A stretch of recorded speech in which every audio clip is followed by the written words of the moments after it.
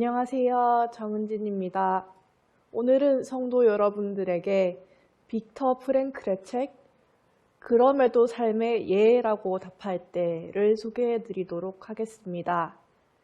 빅터 프랭클은 오스트리아 출신의 유태계 정신과 의사이자 심리학자입니다.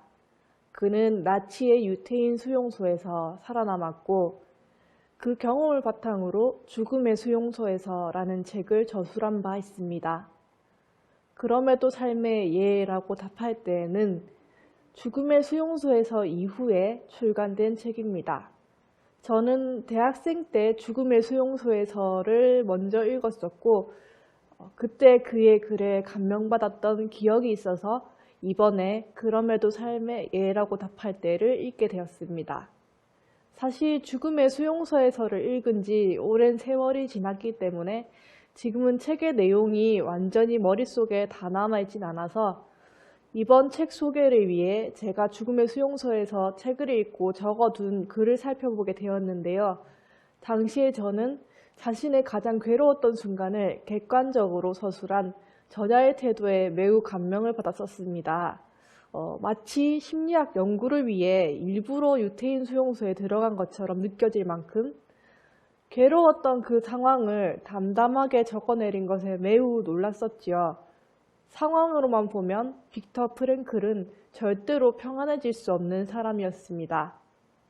아내를 포함한 그의 직계 가족은 모두 나치 수용소에서 숨을 거두었고 살아남은 것은 오직 그와 그의 여동생뿐이었다고 합니다. 빅터 프랭클은 그럼에도 삶의 예라고 답합니다. 그가 저술한 두 책의 교훈은 일맥상통합니다. 빅터 프랭클은 수용소라는 똑같은 상황 가운데에서도 누군가는 인간의 품위를 지키고 또 누군가는 엉망진창으로 살아가는 것을 보았습니다. 그 차이는 자신의 삶의 목적을 아는 것, 삶의 의미를 부여하는 것에 있다는 것이 그가 주장하는 실존주의의 뼈대입니다.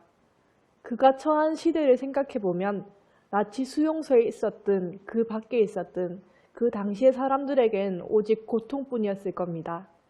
그래서 도처에 허무주의가 판을 쳤고 자살자도 많았습니다. 또 어떤 무리는 도피를 위해 무조건적인 낙관주의를 펼치기도 하였습니다. 그러나 저자는 무조건 낙관하지 않고 또한 무조건 비관하지도 않으며 삶을 있는 그대로 받아들이고 고통에서조차 그 의미를 찾으라고 합니다. 본문을 읽어드리겠습니다. 운명은 우리 인생의 일부이고 고통도 마찬가지입니다. 다시 말해 인생에 의미가 있다면 고통에도 의미가 있습니다. 불가피한 고통이 눈앞에 있을 때 고통은 선택에 따라 의미 있는 것이 될 수 있습니다.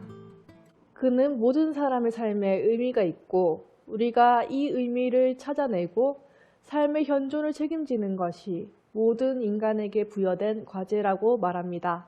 본문을 읽어드리겠습니다. 삶은 주어진 것이 아니라 부과된 것입니다.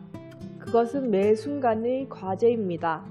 이로부터 삶은 힘들수록 더 의미가 있을지 모른다는 결론이 나옵니다. 이 구절을 읽었을 때 제 개인적으로는 정말 단순하게 그냥 안 고통스럽고 무의미한 삶을 살면 안 될까? 사람의 삶이 뭐 꼭 그렇게까지 의미가 있어야 되나 라는 생각도 잠깐 들었습니다.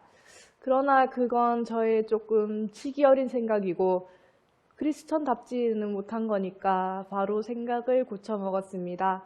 하나님은 모든 사람들에게 뜻하신 바가 있고 어쩌면 개인에게 주어진 고통조차도 주신 의미가 있는 것임을 깨닫는 것, 내 삶이 처음부터 끝까지 하나님으로부터 주어진 것이고 그렇기 때문에 주신 대로 받아들이며 인생이라는 과제를 수행해 가야 한다는 것, 이게 머리로는 납득이 되어도 가슴으로는 잘 받아들여지지 않는 때가 종종 있지만 그렇게 살아야 하는 것이 우리 그리스도인이 아닌가 싶습니다. 자살, 안락사, 낙태에 대해서 저마다의 사유가 있지만 이 행위는 크게 보면 모두 더 살아야 할 의미가 없는 인생, 죽는 것이 더 나은 사람이라는 판단 아래에서 이루어지는 것 같습니다. 저자는 그 어떤 질병과 고통에도 의미가 있으며 어떤 생명도 가치가 있다고 말합니다. 물론 인간은 저마다 가치관이 있고 크리스천이어도 모두 생각이 다를 수는 있지만 저는 책 속 저자의 가치관이 바로 우리가 배워온 기독교적 가치관과 맞닿아 있다고 생각이 되어 이 책을 추천드립니다. 하나님이 주신 삶의 의미를 찾아내고 싶어 하시는 성도 여러분께 그럼에도 삶의 예라고 답할 때를 권해드립니다. 기회가 되시면 서두에서 언급한 죽음의 수용소에서도 함께 읽어보시기를 바랍니다. 감사합니다.